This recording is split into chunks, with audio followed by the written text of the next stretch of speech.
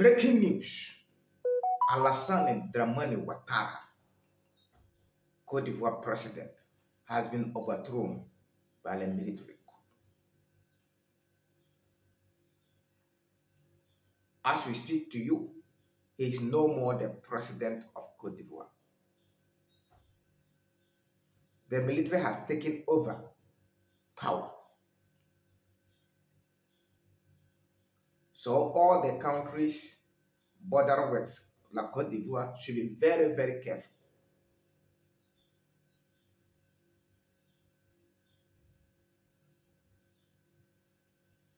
Because Côte d'Ivoire was the city where Emmanuel Macron used to attack Burkina Faso. And now they have overthrown Alassane Ouattara. Watch the video, watch what is happening there, and bring your comments. Love you, Africa. Stay tuned, stay calm. My name still remains Tapona. Mes chers compatriotes, bonsoir. Je suis Isaac Kofi, pour ceux qui ne me connaissent pas. Pour les autres, nous avons été ensemble durant ces 5 dernières années et nous sommes, je peux le dire, au bout de nos peines. En effet, nous pouvons compter le nombre de jours où notre pays, la Côte d'Ivoire, sera libéré. Je tiens à vous saluer tous et toutes avant d'entrer dans le vif du sujet. Comme vous le savez donc, j'ai depuis bientôt 3 semaines été absent des réseaux sociaux. Cela est dû aux raisons que vous êtes censés ne pas ignorer. Ma vie était en danger. J'étais la cible des sbires du régime d'Alassane Dramane Ouattara qui avait décidé de mettre fin à mes jours ou de me kidnapper, de me torturer et de me jeter en prison comme ils l'ont fait pour le jeune Steve Biko et aussi le jeune Axel Guetta à Abidjan afin de me faire taire à jamais. Et Dieu en a décidé autrement. J'ai été alerté par de très bonnes volontés de cette idée sordide, macabre. Et j'ai pu donc me mettre en sécurité. J'ai dû faire profil bas durant quelques semaines, le temps que ma sécurité soit réorganisée et que je puisse revenir sur les réseaux sociaux. Je suis donc de retour parmi vous pour continuer ce que nous avons ensemble commencé il y a 5 ans. Et soyez-en sûrs, je suis plus déterminé que les jours, les semaines passées, dirais-je même les années passées, où j'ai commencé ce combat avec vous. En effet, notre pays, la Côte d'Ivoire, vit des moments difficiles parce que nos parents, ceux qui nous ont précédés, avec, je peux dire, cette politique de la chefferie, ils ont fait des erreurs. Ils ont fait de très bonnes choses, mais ils ont aussi fait beaucoup d'erreurs, au point que ce pays est tombé dans les mains d'un imposteur qui s'appelle Alassane Dramane Ouattara. Aujourd'hui, Alassane Dramane Ouattara veut tout faire pour rester au pouvoir, pour demeurer au pouvoir, pour continuer de martyriser les Ivoiriens, pour continuer de tuer les Ivoiriens, pour continuer de faire peur aux Ivoiriens. Et désormais, il a décidé d'étendre cette politique macabre au-delà des frontières de la Côte d'Ivoire. C'est l'AES qui l'attaque. C'est aussi le Mali, le Burkina Faso et les autres pays qui nous entourent qui ont décidé de prendre en main leurs responsabilités et de parachever leur indépendance qui a commencé en 1960, mais qui en réalité était une farce. Aujourd'hui, Alassane Dramane Ouattara sert de valet aux néocolonisateurs qui veulent revenir pour faire pire que ce que leurs aïeux avaient fait à l'époque, c'est-à-dire piller désormais systématiquement les ressources de nos pays, nous appauvrir, nous laisser dans la misère, parce que l'homme noir n'a pas de valeur, l'homme noir ne compte pas. Et c'est cet homme-là qui aujourd'hui est en train d'éliminer tout le monde. Laurent Gbagbo, d'abord, ancien président de la République, qui a, par solidarité avec Alassane Draman Ouattara lui-même, décidé de boycotter l'élection présidentielle de 1995, qui a fait rentrer Alassane Draman Ouattara d'exil pour participer au Forum de réconciliation nationale, qui a usé de son pouvoir de président de la République et qui a utilisé l'article 48 de la Constitution de la République de Côte d'Ivoire de l'époque, constitution qui avait été votée à l'unanimité presque en l'an 2000 au cours de la transition militaire. Et il a utilisé cet article pour permettre à M. Ouattara d'être candidat sans passer par divers procédés judiciaires ou autres. Par exemple, lorsqu'Alassane Draman Ouattara est arrivé en Côte d'Ivoire en 1990, même avant 1988, comme président d'un prétendu comité interministériel de relance économique, que je ne sais pas réellement à quoi répondait donc ses attributs, qu'est-ce qu'il a fait?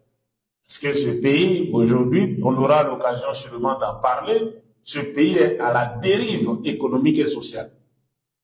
Alors, le président Laurent Gbagbo a usé de cet article 48 pour lui permettre d'être candidat, sans respecter les articles de la Constitution et même du Code de la nationalité ou même du Code de procédure pénale. On aurait pu appliquer à l'époque l'article 48 dont se targue aujourd'hui le RDA. On aurait pu dire que Alassane Draman Ouattara, qui s'était prévalu d'une autre nationalité, ayant été fonctionnaire au FMI, étudiant même déjà aux États-Unis, fonctionnaire au FMI, ensuite à la BCAO, comme sujet voltaïque, ne pouvait à aucun moment prétendre à la nationalité ivoirienne, bon, prétendre à la magistrature suprême ivoirienne. Il pouvait se naturaliser, mais il devait attendre. Personne n'a fait cela. Monsieur l'ex-président Laurent Gbagbo a utilisé l'article 48 pour permettre à M. Ouattara d'être candidat.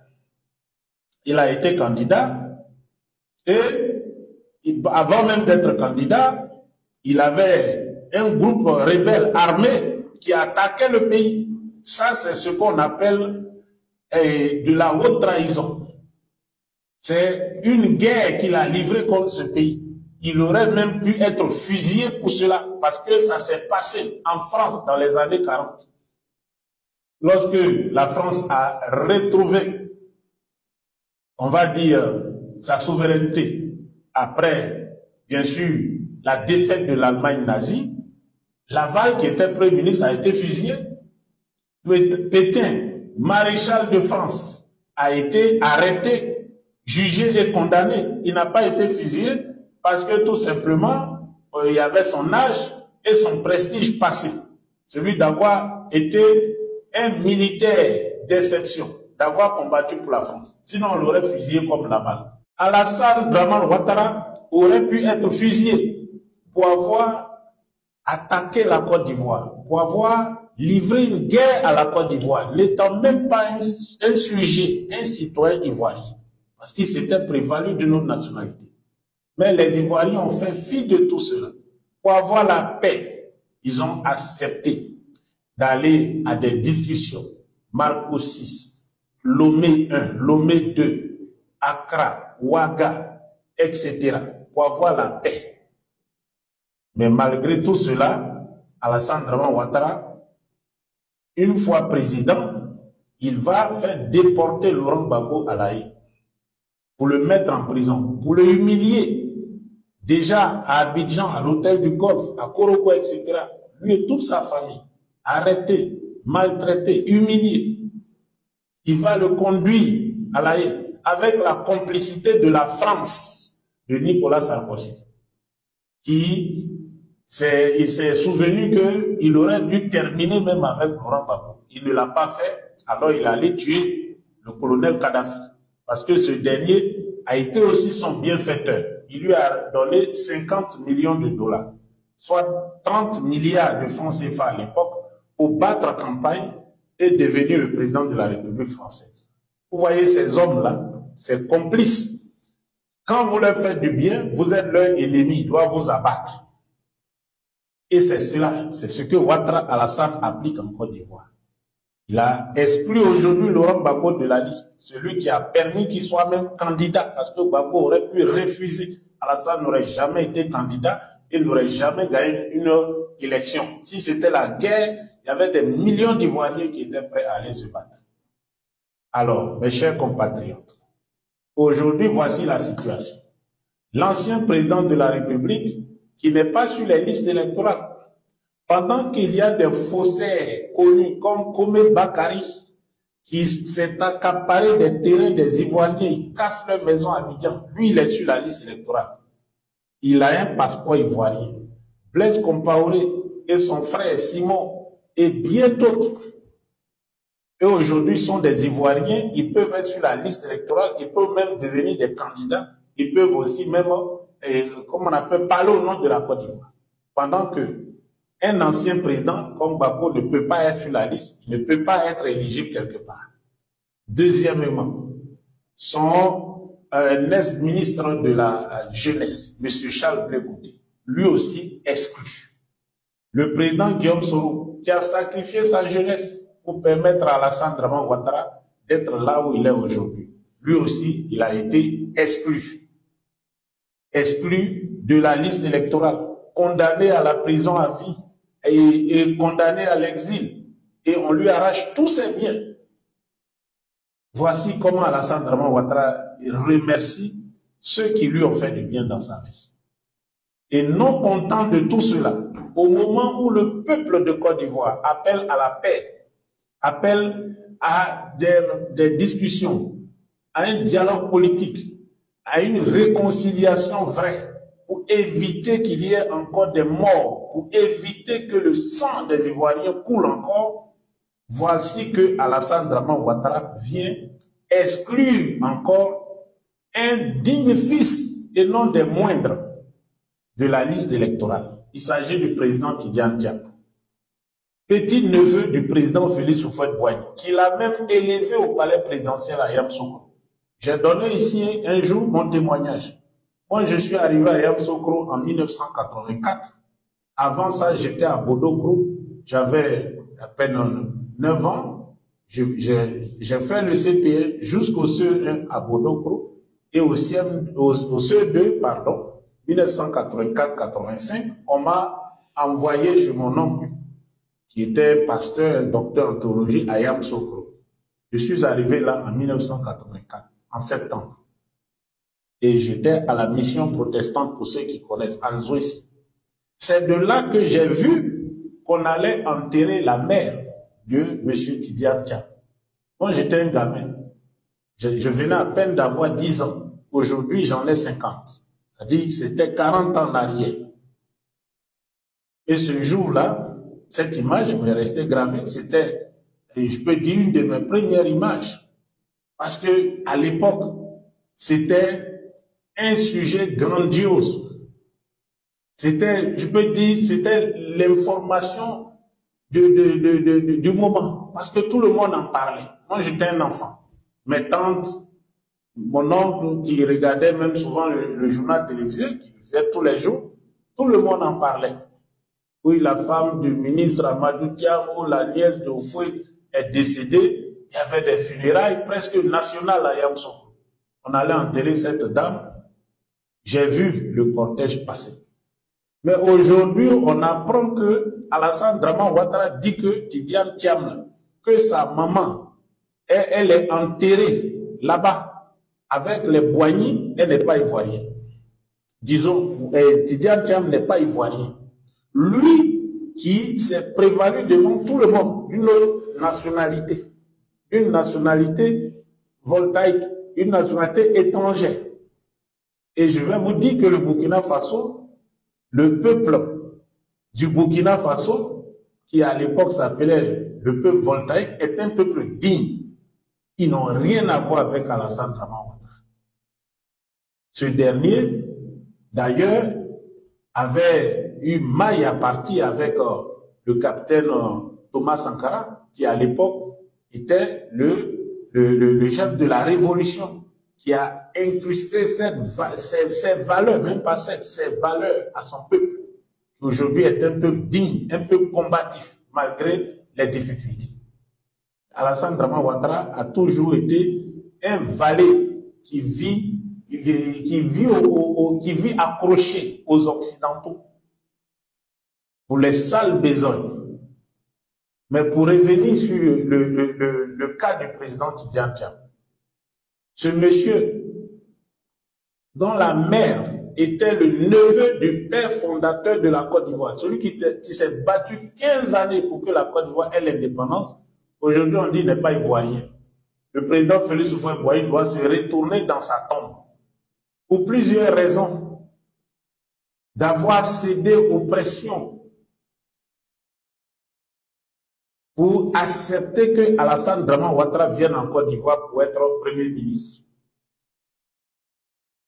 Il doit se retourner dans sa tombe, qu'après s'être battu pour que la Côte d'Ivoire soit un pays prospère, pour que les Ivoiriens soient un peuple digne, on dit que lui, son neveu là, il n'est pas ivoirien, il n'a qu'à aller ailleurs, il est aujourd'hui apatrie. Le président Houphouët doit se retourner dans sa tombe. Mais c'est ça aussi les réalités. Vous savez, dans la vie, il faut vivre des situations pour les comprendre. Alors, nous avons tous appris, même si je n'étais pas là sur les réseaux, que le président Thiam a été exclu par la justice et on ne peut pas faire appel, comme dans une dictature, une tyrannie. Il ne peut pas être donc candidat. Et je peux vous dire, chers frères et sœurs, vous qui me suivez tous les jours, j'ai élaboré ces plans que le RDA va, bon, pas élaborer moi, je peux dire dénoncer ces plans que le RDA avait et qui allaient se mettre en place. Et je peux vous dire qu'on est au début. Parce que le 8 mai prochain, là, il y a pire qui attend le PDCI RDA. Il y a pire. C'est la date qu'Alassane Draman Ouattara a choisie avec cette juge que j'appelle demain, qu'elle soit fusillée, comme Jerry John Rawlings l'a fait au Ghana, avec ces juges fossoyeurs qui soutenaient ces dictateurs corrompus fossoyeurs qui ont ruiné le pays de Kwame Nkrumah. Il faut que celle-là soit fusillée. Elle ne doit pas pouvoir fuir de la Côte d'Ivoire. Alors, comme je le disais, Alassane Draman Ouattara, au travers de cette juge, prépare ce qui va arriver, la prochaine étape. Parce que c'est à dose homéopathique. Il ne faut pas faire tout en même temps. On fait un peu, après on vient un peu. Ils ont créé des bases légales sous prétexte qu'il y a des militants qui sont venus se plaindre que Tidjane Thiam n'est pas ivoirien, il est sur la liste. Mais comment est-ce qu'il a pu se retrouver ministre de la Côte d'Ivoire? Comment est-ce que vous lui avez délivré un certificat de nationalité, un passeport ordinaire, un passeport diplomatique? Vous lui avez délivré toutes sortes de documents. Comment est-ce que ça se fait, puisqu'il y a quand même des archives? On peut savoir quel tel il est dans les archives ou il n'est pas. Il n'y a pas un état civil, il n'y a pas un registre civil en Côte d'Ivoire. Est-ce qu'on peut, comme ça, quelqu'un se présente, on lui donne la nationalité, et puis demain on dit non, on s'est trompé. Puisque c'est ce qu'on nous fait croire. C'est parce que Tidjane Thiam a refusé d'aller au RDA, d'aller accompagner Alassane Draman Ouattara, qui prétend le connaître depuis longtemps, qu'ils sont en train de lui faire subir toute cette cabale. Alors, je vais vous dire, comme je le disais tantôt, le pire est à venir. C'est à partir du 8 mai, dans quelques semaines. C'est la date que Alassane Dramane Ouattara a choisie pour commencer le démantèlement du PDCI-RDA, avec la complicité de cadres véreux qui sont à l'intérieur du PDCI-RDA. Alors, chers frères et sœurs, je viens ici, je m'adresse à vous, en tant qu'un cadre aussi du PDCI-RDA, mais surtout en tant qu'un Ivoirien. Parce que le plus dur, comme je l'ai dit, s'approche, va venir. Ça là, si vous me suivez, j'en ai déjà longuement parlé. Des manigances, des plans du RDM. J'ai même dit, écoutez, si nous voulons sauver le PDCI, nous allons perdre la Côte d'Ivoire. Si nous voulons sauver la Côte d'Ivoire, nous allons perdre momentanément le PDCI. Parce que le logo même du PDCI se trouve au RDM. Demain, ça ne va pas se faire. À l'heure actuelle, ce qui se passe, M. Ouattara a décidé de faire disparaître le PDCI pour être, lui, le seul héritier de Félix Houphouët-Boigny. Voilà la vraie question. Il est allé chez Madame Thérèse Houphouët, aller demander, mais quel est le lien entre Tidjane Thiam et puis Félix Houphouët-Boigny? Mais il faut être quand même stupide pour poser cette question. Tout le monde sait que Tidjane Thiam, c'est le petit-neveu de Houphouët-Boigny. Même moi-même, depuis mon âge de 10 ans, je ne connaissais pas M. Tidjane Thiam, mais j'avais entendu parler de son père, qui venait de perdre sa femme. Je vous ai dit que c'était presque des funérailles nationales à Yamoussoukro, tellement il y avait du monde. Alors aujourd'hui, il faut quelqu'un qui n'a connu la Côte d'Ivoire que lorsqu'il avait 50 ans pour venir poser des questions aux Ivoiriens. Nous ne pouvons pas accepter cela. Ce n'est pas un combat pour Tidjane Thiam, ce n'est pas un combat pour un X ou un Y. C'est un combat pour la Côte d'Ivoire. Moi qui vous parle, je suis en exil et je vais rentrer dans mon pays cette année. Alors, le pays c'est quoi? C'est de dire que l'élection de M. Thiam à la tête du PDCI a été illégale. Et donc, qu'il est donc suspendu de ses fonctions. C'est maintenant deux voies possibles. D'une part, soit mettre directement le parti sous tutelle du ministère de l'Intérieur et suspendre ses activités, ou d'autre part, il faut un comité de gestion, donc suivre les tests, c'est-à-dire un président intérimaire. C'est le vice-président le plus âgé, le professeur Kopli Boni, qui a assuré cette charge à la mort du président Henri Konan Bédié. Il est âgé. C'est un monsieur qui a fait ce qu'il devait faire, qui a fait le juste. S'il devait partir aujourd'hui, il part avec fierté. Parce que c'est Félix Houphouët-Boigny qui a permis que eux, en 1946, ils aillent en Europe, en France pour étudier. Et il a fait un bon investissement. Parce que Kopli Boni a sauvé le PDCI et a sauvé la Côte d'Ivoire. C'est un homme digne.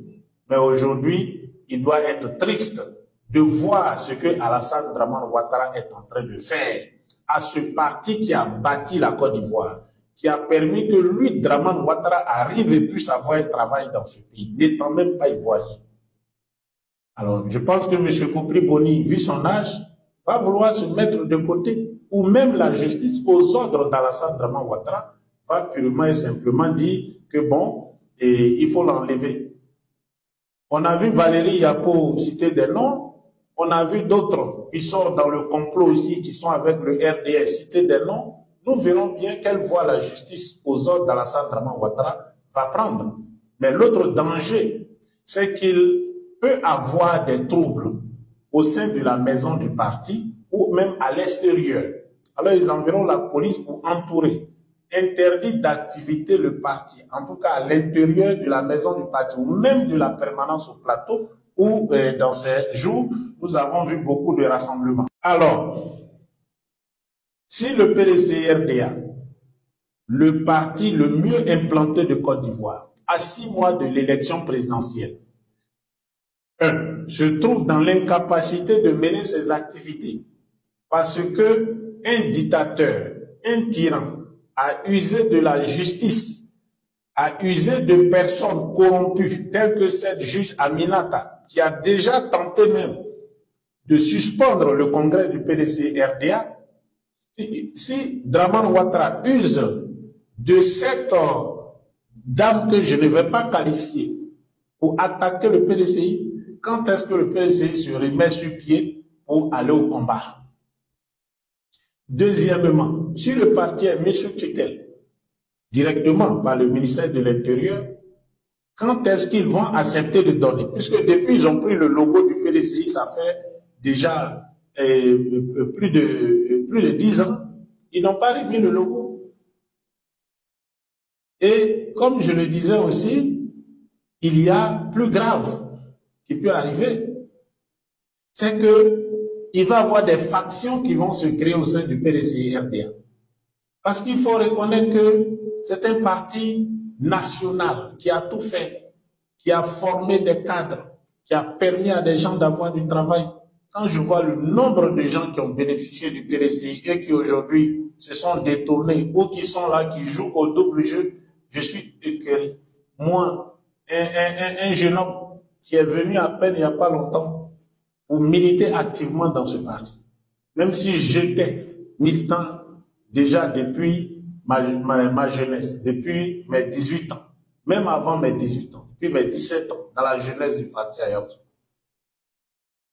Nous sommes tristes que des gens qui ont été biberonnés, des gens qui ont tout eu grâce au PDCI, aujourd'hui veulent vendre ce parti à un imposteur, à un criminel comme Alassane Draman Ouattara pour se remplir les poches.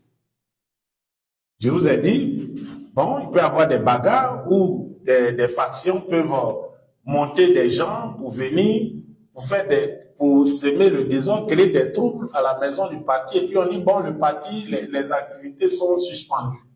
C'est probablement ce qui arrive. Et c'est quelque chose de triste. Félix Houphouët-Boigny doit une fois de plus encore se retourner dans sa tombe. Mais rassurez-vous, moi je vous l'ai dit, en ce qui me concerne, moi je suis dans un combat pour la Côte d'Ivoire. Depuis le début, je l'ai dit, j'ai dit, bon vraiment, mon cœur c'est PDCI, mais je suis dans un combat pour la Côte d'Ivoire. C'est pas un parti politique qui doit me mobiliser, qui doit, comment on va dire ça, qui va me faire, qui me carbure, qui va me faire avancer. Moi, je suis rentré dans ce combat pour libérer la Côte d'Ivoire, parce que je suis un fils de cultivateur, un fils d'agriculteur, un fils de planteur, de cacao, de café, maintenant de verre. Quand je vois que le cacao fait 12 000 $ la tonne à New York, c'est-à-dire plus de 7 millions, et que mon père n'arrive même pas à gagner 300, 400 000, moi je suis rentré dans ce combat en tant que rebelle pour me battre. Donc je ne suis pas là pour je sais pas quoi, pour des plaisanteries. Nous sommes mobilisés. Et je l'ai dit, je l'ai déjà dit, j'ai dit, si on veut sauver le PDCI, on va perdre la Côte d'Ivoire. Si on veut perdre on veut sauver la Côte d'Ivoire, on va perdre le PDCI, mais momentanément. C'est le temps que la dictature prenne fin. Vous savez, la politique, c'est le rapport de force. C'est ça que beaucoup n'ont pas compris. C'est le rapport de force. Il y en a qui ont vu la politique comme c'est un truc qu'il faut venir manger. Mais la politique, c'est le rapport de force. Le rapport de force, là, ça veut dire quoi? Il faut être plus fort que l'autre.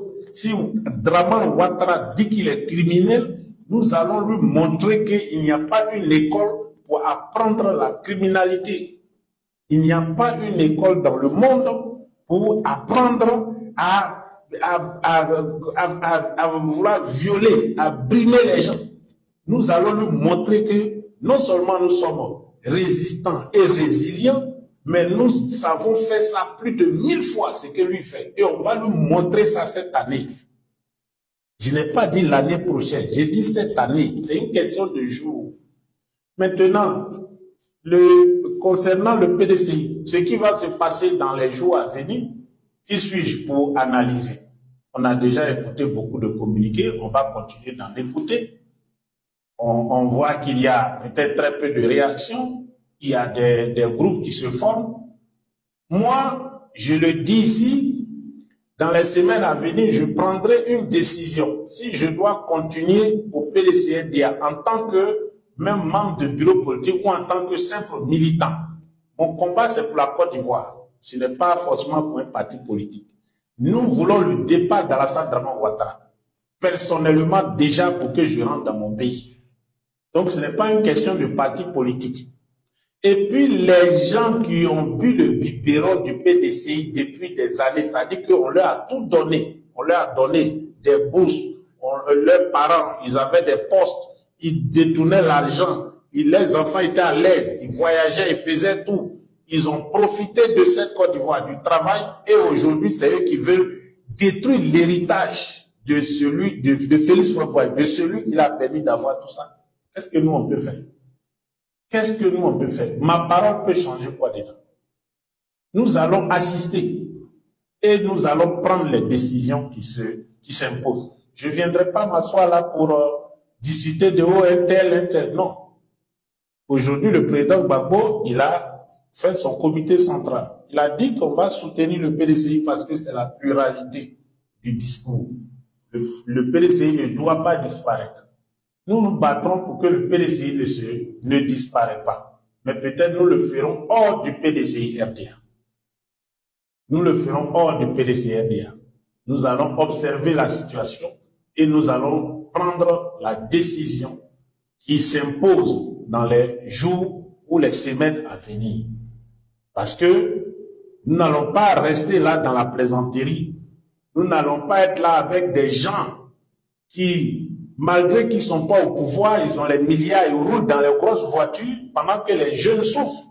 Nous, nos parents qui sont dans les plantations, là, ceux qui portent le PDCI dans leur cœur, les baoulés qui se sont battus derrière au fouet, qui sont restés, malgré qu'ils n'ont rien gagné, ils sont là pendant que vous, on vous a donné des bourses, on vous a tout donné. Et vous voulez vendre le PDCI, vendez-le, mais on va recréer un autre PDCI. Parce que nous sommes dignes. Je me bats pour mes parents. Je ne me bats pas pour vous. Je ne me bats pas pour vous. Je me bats pour mes parents. Et nous allons récupérer cette Côte d'Ivoire. Ensuite aussi, pour que nos discours, là, ça ne dérange pas quelqu'un. Parce que s'il faut appeler à prendre les armes, nous allons le faire. Nous allons libérer ce pays-là. C'est ce que j'aimerais dire à tous et à toutes. Et rassurez-vous, c'est juste une question de temps. Ce combat-là, nous allons le gagner. Alassane Dramane Ouattara, qui est très vil, qui est très méchant, qui est très mesquin aussi, il a décidé aujourd'hui d'appeler même les Américains, d'appeler plus encore les Français. Je leur dis, je suis le seul qui peut aller reprendre l'AES pour vous. Donc aujourd'hui, qu'est-ce qui se passe? Les Blancs disent, bon, oui, les AES, ils dépensent l'argent, ils font, mais tout ça c'est faux. C'est pour pouvoir venir prendre leurs richesses et continuer de piller aussi les richesses de nos pays. Pourquoi ce sont les pays francophones qui doivent toujours souffrir? Donc pour ça, il s'est donné comme volontaire et ils sont contents. Donc je vous dis que le combat sera difficile, très difficile. Parce que Alassane Ouattara est le valet des Occidentaux. J'ai écouté une vidéo du capitaine Traoré aujourd'hui où il disait que il y a un général qui a parlé, c'est vrai, le général Langlais, on reviendra là-dessus, et qui veut venir faire la guerre. Mais il va croiser 22 millions déjà de personnes dans son pays. Et c'est la même chose ici au Mali où nous nous trouvons. Il va croiser des millions de personnes aussi, au Niger aussi. Et vous avez vu l'élan sur tous les réseaux sociaux. Vous avez vu les jeunes de partout, les jeunes des pays anglophones qui sont indignés par les propos de ce militaire. Alors nous n'allons pas noter, c'est un combat global et nous irons jusqu'au bout. Alassane Dramane Ouattara est un pilier. S'il le faut, nous allons prendre les armes en Côte d'Ivoire. Nous allons faire ce que d'autres ont fait, ici même en Afrique ou en Amérique latine. Nous allons dire non à, comment je vais dire ça, non à une dictature. à ce petit groupe qui pille. Si nous devons prendre les armes pour faire une rébellion, nous allons prendre les armes. Il faut que je sois très clair là-dessus. Et je dis que dans les semaines à venir, je prendrai mes responsabilités en ce qui concerne le PDCRDA. Parce que quand je parle à mon nom. Quelqu'un ne va pas aller faire un communiqué pour dire, lui, il a dit ceci. Je suis un homme, je peux dire ce que je veux. Ce n'est pas quelqu'un qui va me dire ce que je dois dire. Si nous devons prendre les armes, je le dis ici où il faut, nous allons prendre les armes pour libérer la Côte d'Ivoire. Parce que nous sommes fatigués. Et puis ce qui se passe, Emmanuel Macron, c'est un traître. Je le dis ici où il faut. Parce que on a tous lu que le président Thiam avait rencontré monsieur Nicolas Sarkozy, celui qui a attaqué la Côte d'Ivoire, pour qu'il intercède, pour qu'il y ait une audience avec Alassane Ouattara. Parce qu'Alassane Ouattara refusait de rencontrer le président Thiam en Côte d'Ivoire. Vous avez bien compris. Nicolas Sarkozy est un complice d'Alassane Dramane Ouattara.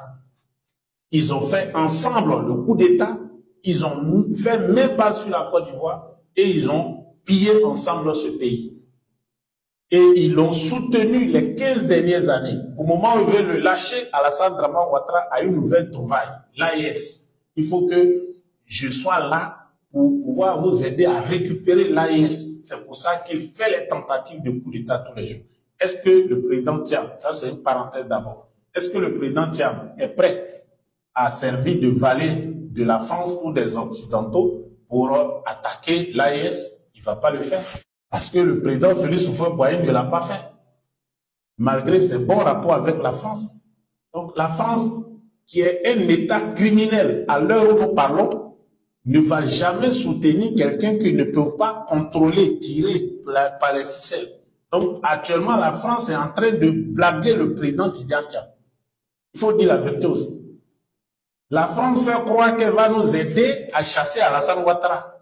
Mais moi, je vous l'ai dit ici aussi depuis, quand l'ambassadeur de France à Abidjan, là, il a donné l'information, parce que c'est parti de ses services. Si ce n'est pas lui, c'est un membre de son service. Il aurait dû sortir pour dire non, l'information n'est pas passée, il n'a pas démenti.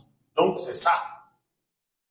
Quand l'ambassadeur a donné l'information au régime Ouattara que c'est maintenant que Tidjane Thiam vient déposer ses papiers, qu'il n'a pas encore déposé même, il n'a pas déposé. On voyait comment les Atu Banga s'excitaient sur les plateaux. Tous ceux-là, ils seront fusillés. Je parle d'Atu Banga. Le français, lui, va fuir. Nous, on n'a pas affaire avec lui. Mais les traites seront frappés d'indignité nationale. On a vu comment ces gens s'excitaient quand ils ont reçu l'information de la France. Si la France veut soutenir quelqu'un là, c'est comme ça qu'ils vont procéder. Deuxième élément. En 2020, le 10 octobre 2020 exactement, nous avons assisté au meeting de l'opposition au stade Félix Houphouët-Boigny. Vous vous souvenez que les sbires d'Alassane Dramane Ouattara avaient empêché par tous les moyens que les opposants puissent avoir accès au quartier du plateau. Ça n'a pas changé depuis même la colonisation. Parce que le plateau, c'était le quartier français. Pour accéder au plateau, il faut traverser le pont. C'était un pont qu'à l'époque même, on mettait après, on le soulevait. Jusqu'en 1951, quand on a construit le pont Félix Houphouët-Boigny. Donc, à l'époque, nos parents qui venaient travailler pour les colons au plateau, ils devaient courir pour entrer à Trècheville, qui était le quartier africain. Si 18 heures te trouvaient que tu n'avais pas traversé le pont, directement on t'envoyait en prison au camp Gallieni. Tu étais gardé au camp Gallieni. Tu ne pouvais pas traîner dans le plateau. Donc, nos parents couraient. C'était la bataille. La France a fait aussi la bataille dans Côte d'Ivoire. Il fallait courir pour partir. Et après, ils ont fait le pont de Gaulle. C'était la même chose. Il y avait un couvre-feu sur les Africains. Il y avait des pinasses qui partaient du plateau à Trècheville ou qui partaient et vous deviez traverser le pont le plus vite possible.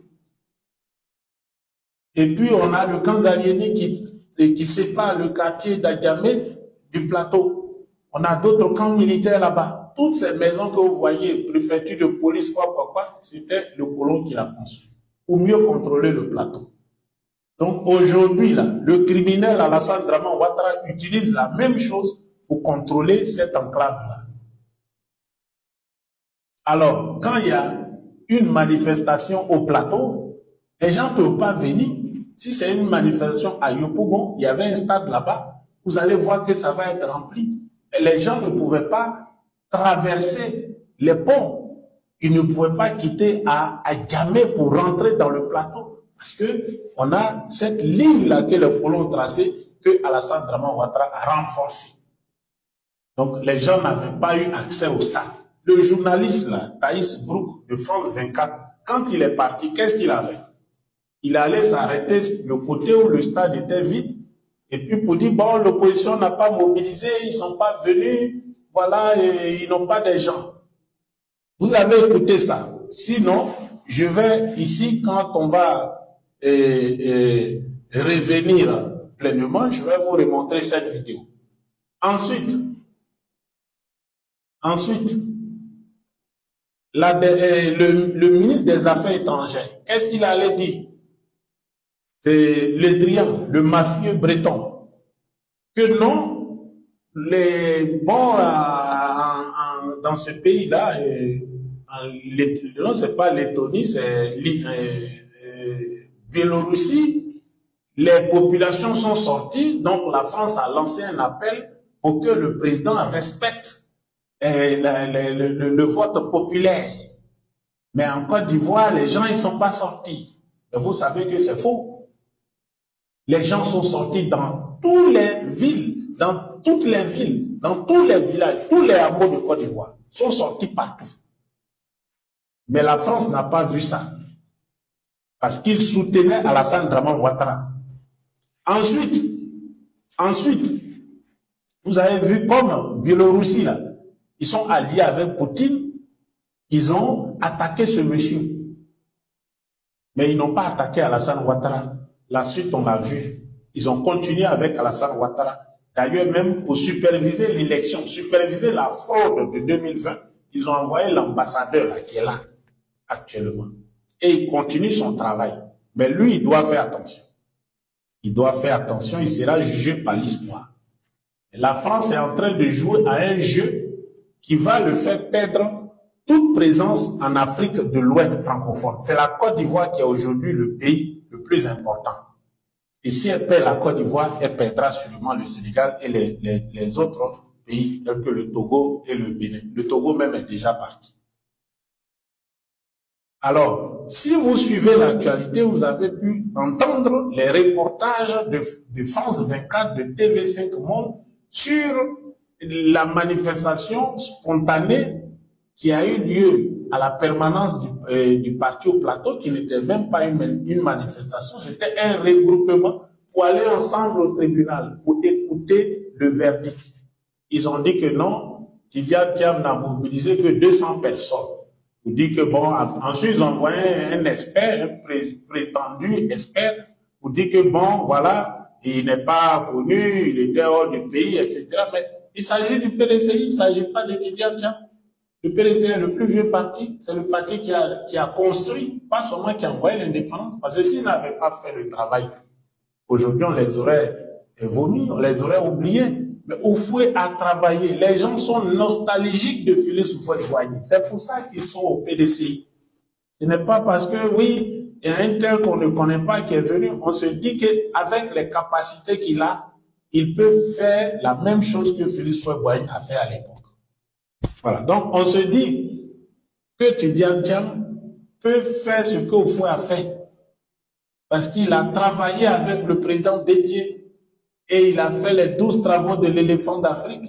Et le président Bédié a travaillé avec le président Félix Houphouët-Boigny. Et c'est lui qui a fait l'ivoirisation des cadres, l'industrialisation de la Côte d'Ivoire, le développement économique qu'on a appelé à l'époque le miracle ivoirien. C'est ça. Qu'il vienne même juste pour une journée, on se dit qu'il peut faire le travail. Mais la France dit qu'on ne le connaît pas. En tout cas, les journalistes français préparent l'opinion parce que c'est important ce qu'elle dit. Il faut que vous écoutez. Ils sont en train de préparer l'opinion publique pour que quand le moment va venir, on va dire Alassane a gagné parce que, bon, Laurent Gbagbo, ben, écoutez, il est vieux, les gens, la jeunesse ne le connaît pas, il a quitté le pays il y a longtemps, bon, Tidjane Thiam, on ne le connaît pas, c'est Alassane Draman Ouattara seul qu'on connaît. Donc, à l'heure où je parle, là, je peux même dire que Tidjane Thiam est l'otage des Français. Il faut qu'il pense à un plan B. Parce que on ne reste pas dans Magnan pour enlever Magnan. S'il décide de rester en France, la France le met sur, comment on va dire ça, un feu orange. Parce que la France ne va pas lâcher Alassane Draman Ouattara. La France ne va pas aider Tidjane Thiam à devenir président de la Côte d'Ivoire. Et ce n'est pas, il n'est pas le seul. Ils sont nombreux comme ça, qui sont aujourd'hui des exilés en France. Par exemple, on a Aljavon du Bénin. Il est en France parce que Patrice Talon fait le travail de la France. Si demain il décide de se détourner, on va mettre Aljavon en sellette. Au Togo, le commandant Eso Boko Akila, qui fut ministre de l'Intérieur, c'est lui qui, ensemble avec le ministre de l'ambassadeur de France là-bas, qui ont fait la déclaration, il était là avec l'ambassadeur pour dire que, bon, après la mort du président Yadema, que le pays n'était pas prêt à aller à une élection parce que ça allait créer des troubles. C'était en fait une élection pour installer le fort Gnassingbé. Il a dit ça, écoutez, le lendemain, ils s'en sont pris à lui, il est en exil. Mais quand il veut rentrer au Togo, c'est les policiers français, là, la PAF, police aux frontières, qui l'empêchent d'embarquer. On ne veut pas qu'ils rentrent. Ils sont nombreux comme ça, les opposants africains qui sont en France, que la France veut utiliser pour remplacer d'autres. Et même à côté de nous, en Côte d'Ivoire, Guillaume Soro a été dans la même situation. La France a voulu l'utiliser pour faire des pressions. Ils ont eu beaucoup de contrats avec cette situation, des mains d'Alassane Draman Ouattara. Quand ils n'avaient plus besoin de lui, ben, ils lui ont dit tu peux partir. Peut-être que Thiam, c'est différent, c'est quelqu'un qui a un prestige dans la finance et autres.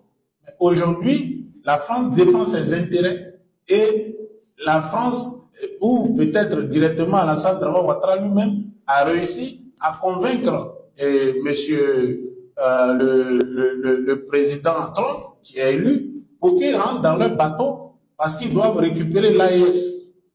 Donc la France va jouer avec le PDCI et va jouer aussi avec Tidjane Thiam. Et nous, pendant ce temps, nous sommes là, nous souffrons, et nous croyons que la France va venir libérer. Parce qu'il y a beaucoup, c'est ce qu'ils croient.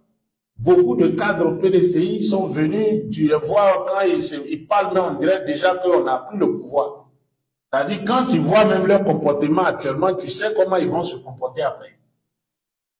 Mais détrompez-vous, la France ne va pas vous donner le pouvoir. Détrompez-vous. La France, là, ils sont complices avec Alassane Draman Ouattara. Parce qu'il est prêt à brader toute la Côte d'Ivoire pour rester au pouvoir. Il faut vous apprêter pour qu'on mène le combat. Il faut vous apprêter pour qu'on prenne les rues. Il faut vous apprêter pour qu'on prenne les armes, si c'est nécessaire. Parce que nous devons libérer notre pays. Nous devons retrouver notre dignité. On ne va pas rester là. On ne va pas laisser ce monsieur-là nous maltraiter, nous humilier tous les jours. Et puis aller chercher les palabres aux gens avec qui nous, on n'a pas de problème. On ne peut pas laisser quelqu'un qui vient d'ailleurs pour venir s'aimer la zizanie dans notre pays. Détruire même la Côte d'Ivoire. En complicité avec les colons qui ont compris qu'on s'était trompé pour dire qu'on va les donner indépendants. Il faut qu'on aille même et puis on va tout prendre. Donc apprêtez-vous. Parce que le combat qu'on va mener là, c'est un combat qui sera dur. Il y a des mots d'ordre sûrement qui vont venir. Nous, nous serons là pour amplifier les mots d'ordre. Nous serons là aussi pour en donner. Parce que ce qu'on a fait en 2020, là, on va faire ça puissance 10 cette année-là. Les jeunes des villages qui sont sortis à notre appel, nous allons aussi les appeler à prendre les rues. Et on va faire tomber Alassane Draman Ouattara. Cette année-là, le RDF va tomber. Je vous le dis. Et excusez-moi, hein. Excusez-moi. Je n'ai plus de téléphone. Ici, c'est mon église maintenant. Si tu viens dans mon église, c'est moi qui parle. Tu écoutes, tu prends ce qui te plaît et tu laisses ce qui ne te plaît pas. Et puis tu t'en vas. Je ne donne plus la parole. Et puis, il n'y a pas quelqu'un qui va m'appeler après pour me conseiller. Moi, je vais dire ce que je pense et je lancerai les mots d'ordre. Si on doit prendre les armes, je vous le dis, nous allons prendre les armes pour libérer la Côte d'Ivoire. Nous n'allons pas laisser la France nous tromper parce qu'ils sont complices avec Alassane Ouattara. Nous allons libérer ce pays-là avec nos propres moyens. C'est sur ce que j'aimerais m'arrêter aujourd'hui. Je reviendrai demain pour intervenir encore sur d'autres situations. Et rassurez-vous, très très bientôt, je vais commencer les directs. Mais comme je l'ai dit, c'est l'église Isaac Kofi, église Elvique TV, éléphant debout. Si tu es un adepte, viens écouter. Sinon, tu vas ailleurs. Parce que moi, je ne viens pas ici pour écouter. On a déjà tout fait ça. On a fini, c'est fini ça. Désormais, c'est moi qui va parler. Et puis c'est tout. Je vais inviter des gens, des personnes qui sont dans le combat, ils vont s'exprimer aussi. Mais rassurez-vous, cette année ne sera pas 2020. C'est d'ailleurs pour ça que j'ai dit tout ce que j'ai dit. Parce que notre problème, c'est Alassane Ouattara, mais c'est aussi la France. Parce que la France veut utiliser la Côte d'Ivoire pour aller prendre l'AES. Venir où nous sommes là, au Mali, semer le désordre. Aller au Niger, semer le désordre. Aller au Burkina, semer le désordre. Nous n'allons pas permettre cela. Et c'est le deal qu'Alassane Ouattara a signé. Vous avez vu l'ambassadrice américaine qui est là-bas, là, Madame Davis, qui est proche de Joe Biden. À un moment, elle semblait être lancée pour le changement. M. Trump ne s'intéresse même pas à l'Afrique, ce que je sache. Vous avez écouté le discours de son nègre de service, là, un prétendu général. Vous avez écouté ce qu'il a dit? Il est venu à Abidjan, tranquillement avec l'ambassadeur. Ils sont allés voir Télé Birahima, le chef des escadrons de la mort. Ils savent que c'est Télé Birahima qui a enfermé tous ces gens, qui a tué même beaucoup de personnes. Mais pourquoi ils vont se réunir avec lui? Parce que ce sont les intérêts qui comptent. Leurs intérêts, c'est que la Chine et la Russie ne deviennent pas puissants ici en Afrique. Il faut qu'ils mettent un thème, qu'eux, ils mettent la main sur les ressources de ces pays et au-delà de la Côte d'Ivoire et de toute la sous-région. Donc, il faut faire Africom. Il faut que la France soit remerciée parce qu'elle est venue aider le Mali, le Burkina, le Niger. Je ne veux pas qu'ils sont dans la main des terroristes. Il y a eu 13 soldats qui sont morts, 58 sont morts. Il faut qu'on leur dise merci. On va vous dire merci pourquoi. Nos parents qui sont morts là-bas chez vous, là, pendant la Deuxième Guerre, vous nous avez dit merci. Au contraire, vous êtes allés fusiller le reste à Tiaroy. Est-ce que vous leur avez dit merci? Et aujourd'hui, vous nous prenez comme des cobayes. Vous voulez jouer avec nous. Moi, je lance cet appel aux militants et militants du PDCRDA. Arrêtez de rêver. Ne pensez pas que la France va venir nous aider à nous libérer. C'est à nous de prendre nos responsabilités. La France, on doit les fuir. C'est ce que le président Bédié avait commencé. Et c'est pour ça que moi, je m'étais engagé pleinement derrière lui.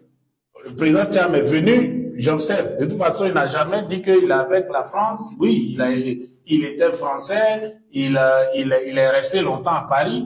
Mais je n'ai pas d'éléments pour dire que oui, c'est quelqu'un qui est pro-français. Oui, il peut être ami de Macron. Oui, c'est des gens qui travaillent dans la finance. Et je n'ai pas vu que politiquement, il était proche. Mais si aujourd'hui, nous, on pense que c'est la France qui va venir, on s'est trompé. La France est notre pire ennemi. C'est des gens qui ne veulent pas notre bien. C'est vrai, il y en a qui, oh, quand on ne veut pas aller à Moscou, on ne va pas aller faire les vacances à Moscou. Moi, je suis en Afrique, je suis bien. Je n'ai même pas besoin d'aller chez quelqu'un. Je suis bien ici. Voilà. Après 30 ans en Europe, je suis rentré là, je suis bien. Je vous dis que je vis bien. Vous-même, vous me voyez là. Je n'ai pas de problème. Donc, si vous comptez sur la France, vous êtes à côté de la plaque. Parce que la France va faire la même chose qu'ils ont fait en 2020.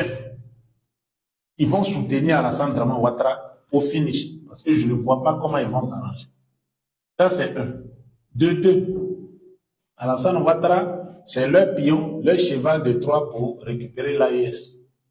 Donc, ils ne vont pas l'abandonner pour aller choisir quelqu'un que la personne, il peut peut-être vouloir être indépendant. Ils ne vont pas accepter ça. La France n'a jamais eu envie de vouloir faire du business gagnant-gagnant avec les Africains. Ça, c'est pas, ça les arrange pas. Si ça les arrangeait, je pense qu'ils l'auraient fait depuis. Pourquoi traverser l'Afrique, aller en Chine pour produire des trucs? Quand les matières premières sont chez nous, ils auraient pu industrialiser l'Afrique parce que l'indépendance ne signifiait pas qu'on coupait les liens. Des Français qui ont fait des écoles pouvaient être en Côte d'Ivoire, pouvaient être au Mali, etc. Ils extraient l'or, on les transforme. Ok, on prend l'uranium du Niger, mais en même temps on fait une centrale, on développe le pays, la population vit bien, on les aide, ils s'industrialisent, on du travail, ils vivent bien. C'est ça que l'Angleterre a fait, n'est-ce pas, avec ses colonies. Est-ce que vous avez vu un pays anglais qui est anglophone, qui se plaint de l'Angleterre ou des Anglais? Vous avez vu ça? Pourquoi c'est toujours de la France? Et là, on sait ce qui va se passer. Donc, nous devons nous battre pour récupérer notre pays. Je le dis et je l'assume. Donc, je m'arrête là, parce que j'ai pas envie d'aller dans tous les sens, mais sachez que nous sommes engagés, c'est d'abord de chasser Alassane Draman Ouattara. Maintenant, si demain, comme Ouattara, il veut être le seul héritier de Houphouët-Boigny, il veut être celui qui compte sur la scène, il veut faire disparaître le PDCI. Si on était un bloc uni, on peut dire, bon, on doit défendre. Mais s'il y a des vautours, des véreux qui sortent de partout, nous, on va faire le combat de la Côte d'Ivoire. C'est ça que j'aimerais aussi que ça soit clair. Nous allons libérer notre pays. Nous allons faire le combat pour libérer notre pays. Et je crois que c'est le plus important. Le reste va suivre après. Le reste va suivre après. Les traites connaîtront leur sort. Les vendus connaîtront leur sort. Les héros aussi connaîtront leur sort. Je vous dis merci d'être resté pour m'écouter durant ces longues, disons, minutes. Et je vous donne rendez-vous demain. À partir de la semaine prochaine, on sera plus présent, plus actif avec des analystes. On va aussi inviter des analystes cette fois-ci pour nous aider à mieux comprendre ce qui se passe. C'était donc Isaac Kofi depuis Bamako pour Elvic TV. Une fois de plus, merci pour votre soutien, pour ces messages, messages que vous avez laissés sur toutes les plateformes, sur voilà, par exemple sur notre WhatsApp qu'on a supprimé parce que je vous ai dit désormais, je suis comme un pasteur, c'est moi qui parle. Voilà, c'est le message sur WhatsApp, sur TikTok, sur LinkedIn, sur bon, sur d'autres plateformes, même sur TikTok, pardon, sur YouTube même ici. Je vous dis merci pour ça. Et sachez que, contrairement à ce que certains ont dit, oh, il est allé au RAIDP, vous pensez que moi là, moi je suis mouton. Je me bats comme toi, je crache et puis je prends encore j'avale. Non, non. Moi je suis pas RHDP. Je n'ai jamais été RHDP. Voilà. Parce que, il y a certains d'entre vous, vous êtes nouveaux dans la politique. Moi, RHDP, là, je les connais depuis 1994, quand ils se sont créés. Moi, j'assistais aux réunions. J'ai dit ça. RHDP m'a envoyé aller acheter des armes au Libéria pour venir faire guerre. Moi, je ne savais pas, mais je suis parti. C'est comme ça que je suis allé au Libéria. J'avais à peine 21 ans. 20 ans, j'étais j'étais pas militant, mais j'assistais aux réunions. À 21 ans, c'était pas que c'est le parti direct des militaires qui étaient RHDP des Doula. C'est eux qui m'ont envoyé. Moi, je ne savais pas. RHDP, là, je les connais. Plus que vous. En plus, 1995, j'ai vu ce que RHDP a fait. Moi, je les connais. Moi, je ne peux pas être avec des gens comme ça. Et puis, rassurez-vous, hein, c'est pour que nos parents soient libres et dignes comme ils vivaient avant. Et pour ce combat, on va le mener. On ira jusqu'au bout. On ira jusqu'au bout. Pour les cœurs, nous passerons. À très bientôt, chers frères et chers sœurs.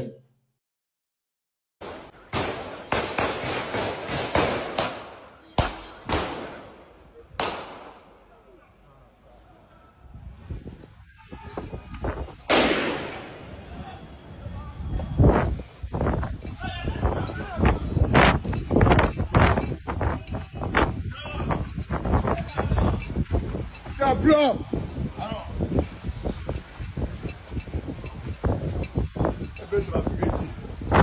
Alors, marchons.